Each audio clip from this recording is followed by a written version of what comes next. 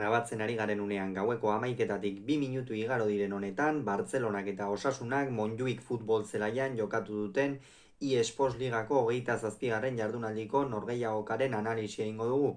Gogoratuko dugu, gaurko norgehiagoka hau berez orain 2 aste jokatu behartzela, baina Carlas Miñarro Bartzelonako medikuaren heriotza tarteko gaur jokatu da norgehiagoka eta garaipena kuleentzat izan da 3-0 emaitzarekin. Gogoratuko dugu aurreko jardunaldian batetik Bartzelonak 2-4 irabazi ziola Atletico Madridi ligan, Osasunak berriz 3 berdindu zuen Sadarren Valentziaren aurka. Honen bestez, bi taldeak oso dinamika ezberdinetan iritsi direla esan daiteke. Gainera Bartzelona ligan etxaferu bat bezala doa, Osasunari askoz ere gehiago kostatzen ari zaio batez ere Sadarretik irabaztea, eta gaurkoan gabezia asko ikusi zaizkio Vicente Morenoren taldeari. Testu ingurua ere bi taldeentzat etzen bat ere erraza, batetik Bartzelonak selekzioekin joandako jokalari asko zituen, horien artean denboraldi honetan zehar Lamin Jamalekin batera oso garrantzitsua izaten ari den Rafinha, eta Hansi Flickek ez du deialdian sartu ere egin, baina Osasunak ere bazituen arazoak. Boyomok jokatu du azkenerako, baina ezin da ahaztu Kamerungo jokalariak Kamerungo selekzioarekin jokatu duela hain zuzen ere, eta 12.000 kilometro egin behar izan dituela gaur Bartzelonara iristeko, eta hori ez da hauntzaren gauerdiko ez dula, eta Braulio Vázquez, Osasunako kirol zuzendariak, Dazoneko mikrofonoen aurrean hitz egin du partidaren aurretik, eta bertan oso kritiko azaldu da gaurko norgehiagokaren datarekin, eta hori nabaritu da noski Enzo Boyomoren errendimenduan gero. Hansi Flickek kontua kontu honako 11 honen aldeko apustua egin du, esan dugu aldaketa asko egin behar izan dituela. Txesni izan da ATP-an, lauko lerroa atzealdean Balde ezkerregaletik, Kunde eskuinegaletik, Erik Garzia eta Inigo Martinez atzealdearen erdialdean, Euskarri bikoitza osatu dute De Jongek eta Pedrik, erdipuntan izan da Dani Olmo, eta goian eskuinaldetik Lamin Jamal, ezkerraldetik Gabi, eta goian Ferran Torresek jokatu du. Osasunak berriz 4-3-3ko sistema batekin jokatu du, ohiko moduan Vicente Morenok naiz eta hutsune asko izan, Brian Zaragozarena, Enzo Boyomorena, Lucas Torrorena, txartelak tarteko Sergio Herrera izan da ATP-an, Areso jokatu du eskuinaldetik, Juan Cruzek ezkerraldetik, Errando eta Katena izan dira atzealdearen erdialdean, Iker Muñozek jokatu du Euskarri moduan, Pablo Ibáñez eta Moncayola laguntzai ez dituela volante moduan zelai erdian, eta goian Jose Arnaiz izan da ezkerraldetik, Aimar Oroz eskuinaldetik, eta Raúl García de Aro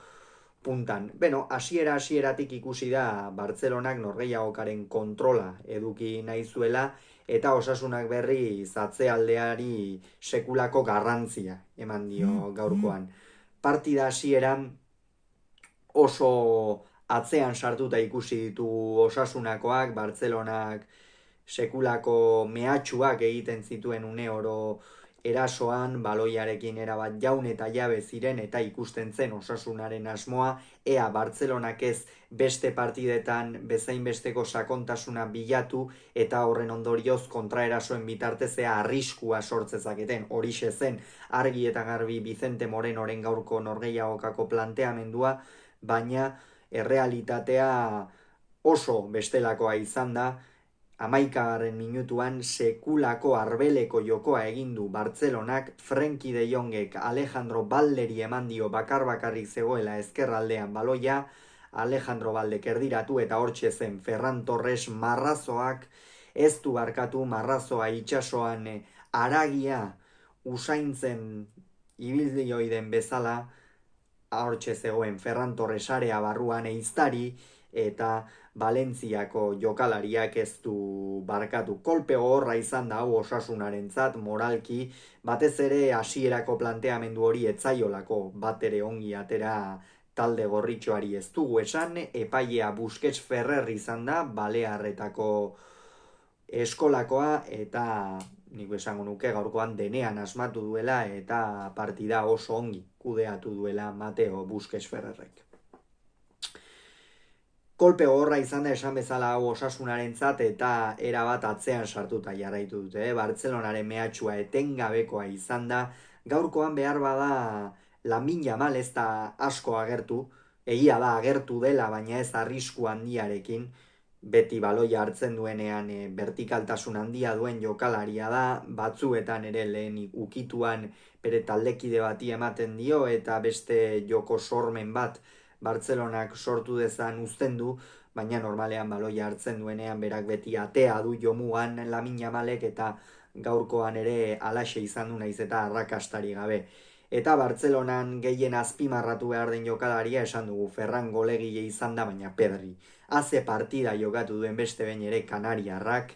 sekulako momentuan dago, lesioaren ostean esango nuke demoraldiko momenturik onenean dagoela, eta lehengo urtean ere ez zuen bat ere urte oparoa izan, arazo asko, taldean ere egokitzerako garaian kritika ugari izan zituen bai kazetarien eta bai zaleen partetik, baina horiei aurtengo denboraldian erantzuten ari da teguesteko jokalaria, eta hortxe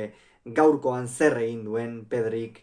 haze partida jokatu duen, baloia alde batetik bestera Bartzelonaren iparrorratza izan da inolako zalantzari gabe, Frenkie de Jong ere oso ongi aritu da,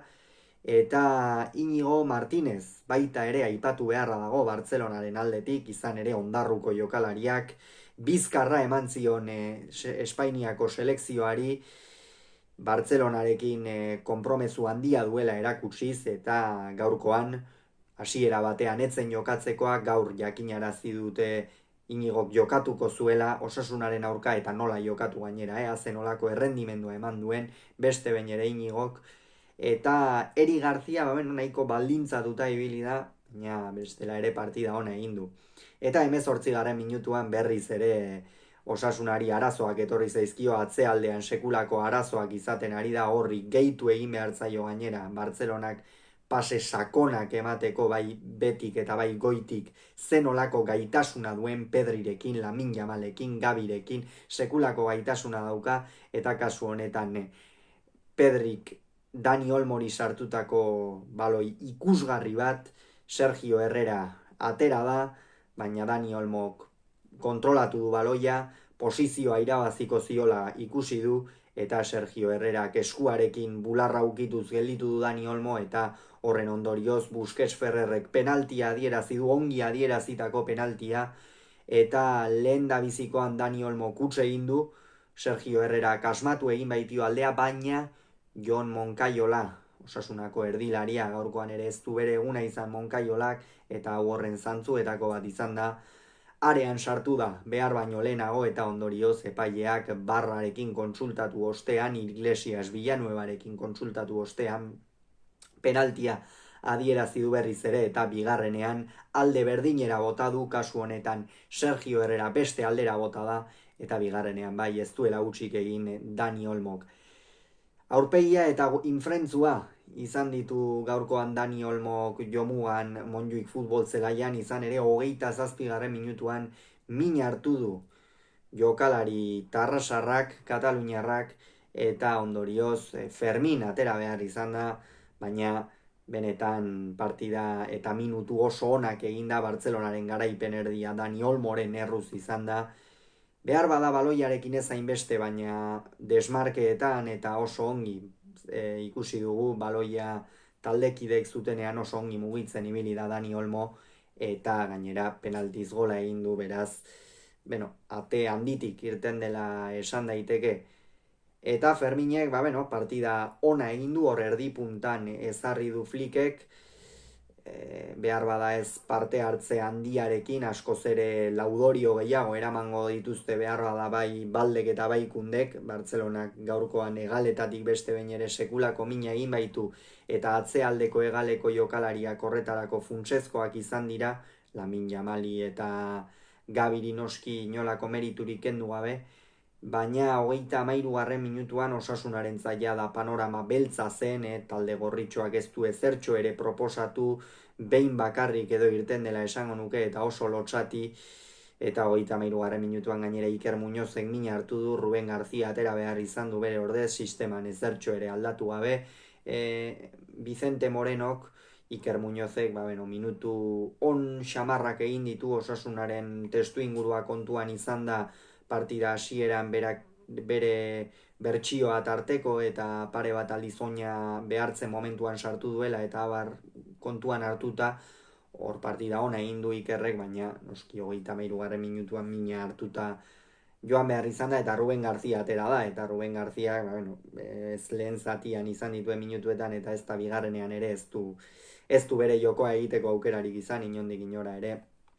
Eta penetan izango da zalantzari gabe. 39. minutuan Ferranek sekulako falta jaurtik eta egin du, baina langara joan zaio, beste Ferranen partida ikusgarriaren zantzu bat, jada Bartzelona kontrolpean zuen partida, eta bi eta hutseko emaitzarekin iritsi dira atxeden aldira, eta Vicente Morenok zer izan du buruan, alik eta gol gutxien jasotzea bigarren zatian. Horren ondorioz Arnaiz kendu du, hau da erasoko jokalari bat, eta Boiomo atera du, esan bezala 12.000 kilometro egitetik iritsi da Kamerunetik Bartzelonara, ez da batere xamurra hori, eta hortxe Enzo Boiomok bigarren zati osoa jokatu behar izan du, 45 minutu, Arnaizek lehen zatian ez du ezertxo ere egiteko aukerarik izan, galetikan apenas egin du lasterkaldirik, atzealdean oinarritu da bere jokoa gehien bat talde guztiarena bezala, eta penetan izango zen Jose Arnaiz ere. Eta Boiomok, bigarren zatian saiatu da, eskuinalde, atzealdeko erdialde horren eskuinaldean kokatu da,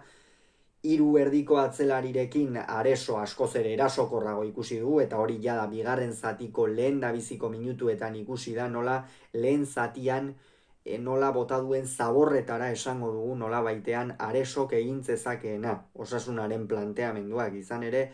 Jesus Aresok hor erasoan beste jokalari bat gehiago da, sekulako birikak dauzka, sekulako lasterka egiteko gaitasuna, baloia alboko marrara eramatekoa, eta Osasunako riuko egin dio, eta hori lehen zatian nabaritu du, eta bigarren zatian ikusi da nola apur bat askatasun gehiago eduki dutenean, bai berak eta bai Juan Cruzek, beste Osasuna bat ikusi dugula erasoan, askoz ere sakontasun gehiagorekin, egia da, Bartzelonak ere apur bat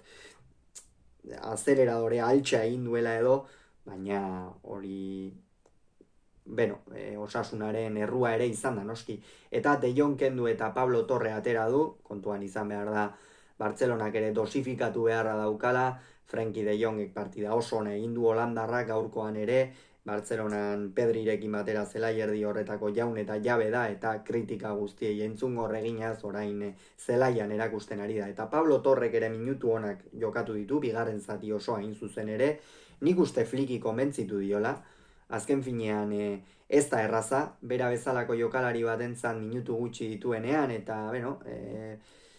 bapatean zelaira atera eta bere bersio onena ematea, baina nik esan nuke Pablo Torre gaur eman duela, presioan une oro aritu da, baloi batzuk ere sartu ditu arean, eta partida ona orokorrean Pablo Torrerena.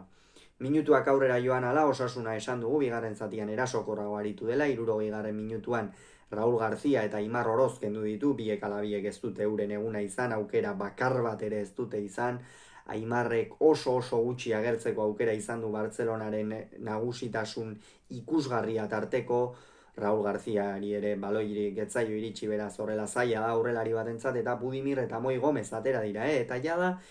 Moi Gomez atera den lehen momentuan,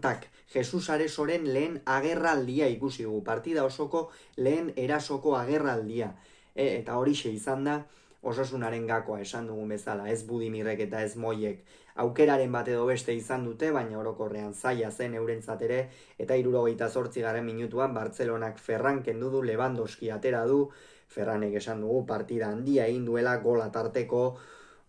beste behin ere erakutsi du, marrazoak zenolako burua duen, kritikei entzungor eginaz gaurkoan ere sekulako partida atera du, eta Lewandowskik ere, horixe 78. Minutuan atera, eta 77. Minutuan Osasuna jada erasora joan beharra zeukan, talde erdia erasoan zegoen, Juan Cruzek baloi garbi bat galdu du, ondorioz Fermini iritsi zaio gero, Ferminek lasterkaldia egin, Robert Lewandowskiri ipini eta Poloniarrari buruz baloi bat neurri honean etortzen zaionean nekez barkatzen du eta 77. Minutuan beste gol bat egin du. Lewandowskik 83. Minutuan Balde eta Pedri kendu ditu eta Gerard Martin eta Pau Victor sartu. Baldek sekulako partida egin du ezkerregal horretan gaurkoan ere. Esango dugu atzealdean bigarren zatian behar bada lehen zatian baino hobeto aritu dela. Lehen zatian apenas izan baitu lanik atzealdean, baina erasokor lehen goleko pasea ere berak eman du eta partida handia. Gaurkoan ere Baldek eta Pedri buruz bazer esan. Monjuikek barkatu txalo egin dio eta nik uste estadio guztia zutik jartzearena motz geratu dela gaurkoan Pedrik egin duen partidarekin egia esan. Pau Victor atera da bere ordez, Gerard Martin eta Pau Victor, Gerard Martinek ez ditu agerraldi asko izan, Pau Victorrek bi aukera garbi xamar izan ditu, eta horrek ere noski konfiantza emango dio, eta Hansi Flicki beno zer pentsatua ere behar bada,